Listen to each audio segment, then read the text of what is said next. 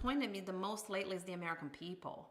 I think the American people, through no fault of their own, don't really travel too much outside the borders of the United States. You know, I read in a statistic that maybe 11% of Americans have a passport. So, but because of that, I feel like Americans sort of segregate themselves from the rest of the world, and they don't really know, you know, what goes on outside our borders and how good we truly have in this country. I mean, living in a home like this home is not the norm. You know what I mean? Having the opportunity to live in a home like this home, you know, in my country of Brazil, very few people are able to do this. In the United States, you see more and more, you know, homes like this go up, and, you know, the middle class, for the most part, you know, depending on where you live in the country, can afford something like this. So, you know, so I think Americans do take all of that for granted, the freedoms that they have in so many levels. And that has been disheartening to me.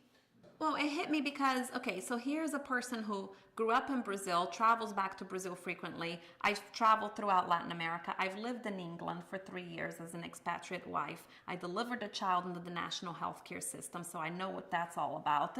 I look at the United States as, you know, it's an exceptional country. And I see it as perhaps the last standing exceptional country, where in other countries, you know, everybody's kind of mediocre.